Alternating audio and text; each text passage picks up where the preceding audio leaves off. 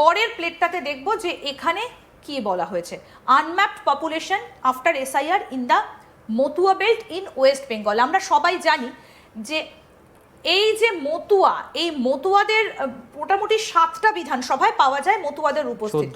14টা, মাফ করবেন 14টা, মোটামুটি 14টাতে কম বেশি পাওয়া যায়, কিন্তু 7টা মেইনলি মতুয়া সংখ্যা বেশি, এখানে 14টাই রয়েছে যেখানে কম বেশি রয়েছে, কিন্তু 7টাতে সবচেয়ে বেশি মতুয়াদের উপস্থিতি। আমি সেই জন্য 7টা শুরুতে বলেছিলাম, 14টাতে কম বেশি মতুয়া পাওয়া যায়।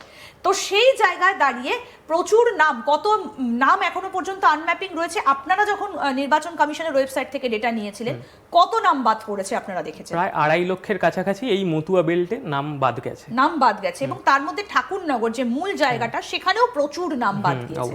আমরা এবার সেই জায়গাগুলোকে একটু দেখি। শুরুতেই রয়েছে গাইঘাটা, বাগদা, কল্যাণী, বনগাঁ উত্তর, রানাঘাট উত্তর পূর্ব, বনগাঁ দক্ষিণ, কৃষ্ণগঞ্জ, রানাঘাট উত্তর পশ্চিম। মতুয়া বেল্ট অ্যাভারেজ কত? আচ্ছা, আমরা দেখি গাইঘাটাতে কত নাম। 14.51, বাগদা 12.69, কল্যাণী 11.92, বনগাঁ উত্তর 11.3, রানাঘাট উত্তর পূর্ব 11.19, অর্থাৎ 10% ওপরে এগুলো। বনগাঁ দক্ষিণ, কৃষ্ণগঞ্জ, রানাঘাট উত্তর পশ্চিম। মতুয়া বেল্ট অ্যাভারেজ মানে এটাকে আপনারা কি বলছেন, এই মতুয়া বেল্ট অ্যাভারেজ? প্রথমে আমরা দেখে নিই ওয়েস্ট বেঙ্গলের অ্যাভারেজ কত। গোটা ওয়েস্ট বেঙ্গলে, গোটা রাজ্যে 4% মানুষের নাম আনম্যাপড অবস্থায় পাওয়া গেছে। আমরা আগেরটাতেও দেখলাম। হ্যাঁ, সেটাকেই আমরা যদি শুধু মতুয়া বেল্টের ওপর এই 14টা কনস্টিটিউয়েন্সি টোটাল ফোকাস করি, তাহলে তার মধ্যে প্রায় ডবল, রাজ্যের ডবল সংখ্যার নাম আনম্যাপডে পাওয়া গেছে। এবং যদি ইন্ডিভিজুয়াল আড়াই গুণ কনস্টিটিউয়েন্সিগুলো ইন্ডিভিজুয়ালি দেখি, প্রায় 3-4 গুণ করে আমরা বেশি পাবো, তারও বেশি, কারণ 14 আছে। সেইগুলোই আমরা দেখাচ্ছি যে মতুয়া বেল্টের ওপর আমাদের আরও বেশি ফোকাস করা হয়তো উচিত ছিল, কারণ সেখানে একটা মাইগ্রেশনের ইতিহাস আছে, সেটা শরণার্থী হিসেবে হতে পারে, এবং দুটো বাংলার কালচার এক, মাইগ্রেশন খুব অস্বাভাবিক কিছু নয়, খাবার দাবার, জাতিগত, সাংস্কৃতিক সবই এক। তাই তাদের যেই অসুবিধাগুলো হয়েছে, আমরা বেশিরভাগ মিডিয়ার থেকে হোক বা রাজনৈতিক মহলেও হোক, আমরা মুসলমানদের ওপর বেশি ফোকাস করে ফেলেছিলাম, যে অনুপ্রবেশকারী ঢুকে পড়েছে, 2 কোটি 2.5 কোটি নাম বাদ যাবে, মুসলমানদের নাম বাদ যাবে ইত্যাদি বলা হচ্ছিল। কিন্তু আমরা অ্যাকচুয়ালি যেটা দেখতে পাচ্ছি, সব থেকে বেশি ক্ষতিগ্রস্ত হয়েছেন এক, অবাঙালি শ্রমিক শ্রেণীর মানুষ যারা কলকাতায় এসে ছোটোখাটো কোনো কাজ করছিলেন, এবং 2 মতুয়ারা, যেটা এখান থেকে পরিষ্কার। আমি একটু এই জায়গাগুলো এবার একটু দেখাতে বলি, সংখ্যাগুলো একটু দেখাতে বলি। রানাঘাট দক্ষিণ 9.32, চাকদাতে হচ্ছে 9.01, শান্তিপুর 8.53, হরিণঘাটা 7.15, স্বরূপনগর 6.87, নবদ্বীপ হচ্ছে 3.02। মানে এই যে 14টা নিয়ে ওনারা কাজ করেছেন, এবং যেখানে অল্প থেকে বেশি প্রচুর মতুয়াদের এখানে নাম রয়েছে। আমি একটা জিনিস একটু আপনার কাছ থেকে এবার জানবো, যে সব নাম তো মতুয়াদের বাদ পড়েনি, কিছু নাম তো অ্যাড হয়েছে। মানে তারা কি একদম এখানে জন্ম যাদের বার্থ সার্টিফিকেট আছে, সেই নামগুলোই শুধুমাত্র তোলা হয়েছে নির্বাচন কমিশন? এইটাতে কি তথ্য দিল? না, দেখুন, ওইভাবে তো আমরা এখনই বলতে পারবো না, কারণ আমরা যখন ইন্ডিভিজুয়াল নামগুলো দেখছি, ইলেকশন কমিশনের লিস্টেও অনেক ডিসক্রিপেন্সিজ আছে। আমি গাইঘাটার ক্ষেত্রেই বলতে পারি, সম্ভবত পার্ট নম্বর 178-এ একটা নাম ডেড বলে কাটা হয়েছে, কিন্তু সেই নাম নেই, তার বাবার নামও নেই। তাহলে নামটা কাটা গেল কেন? এবং সিমিলারলি অনেক জায়গায় দেখা গেছে যে বাবার নামের সঙ্গে নিজের নাম মেলেনি, যেটা মুসলমানদের ক্ষেত্রে অনেক সময় হয়, কারণ বানানের শেখ শাইখ বানানের ডিসক্রিপেন্সি থাকে।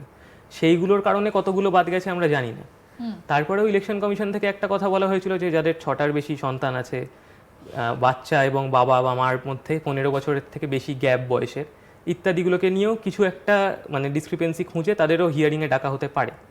তাই কাদের কি কারণে এক্স্যাক্টলি নাম বাদ গেছে ওইভাবে আমরা বলতে পারবো না, কিন্তু এইখান থেকে স্পষ্ট যে, এবং গাইঘাটা, বাগদা এসসি, এবং কল্যাণী, বনগাঁ উত্তর, এগুলো সব কিছু এসসি কনস্টিটিউয়েন্সি, মানে এখানে এসসিদের সংখ্যা সব থেকে বেশি।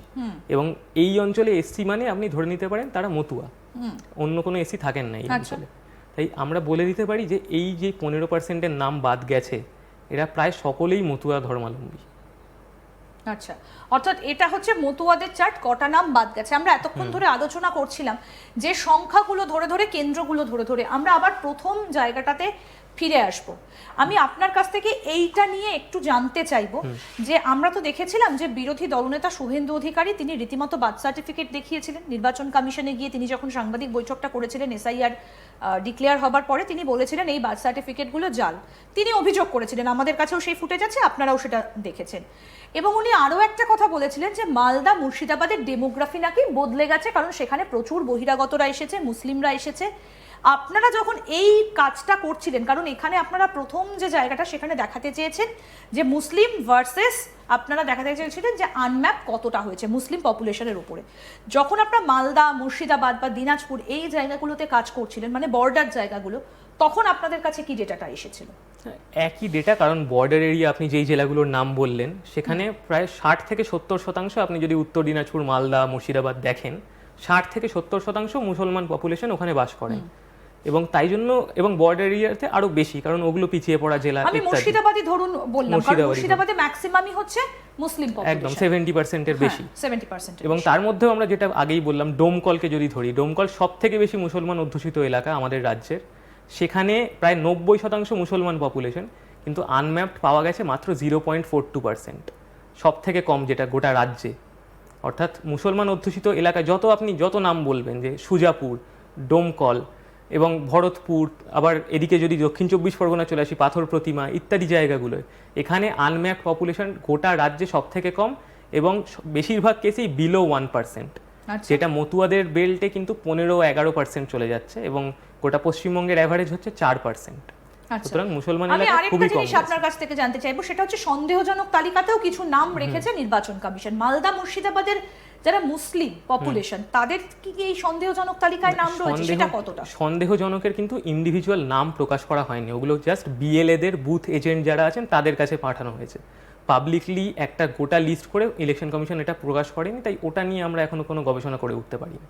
আচ্ছা, একই রকম মালদার ক্ষেত্রেও যখন আপনারা মুর্শিদাবাদ দেখলেন, এবং যখন আপনারা কলকাতার একেবারে প্রাণকেন্দ্র ভবানীপুরে এলেন, তখনও কি এই হিসেবটা দেখতে পেলেন যে সেখানেও মুসলিম পপুলেশনের থেকে হিন্দু নাম বাদ যাচ্ছে? কেন না তাদের 2002 সালে বাবা মায়ের নাম নেই।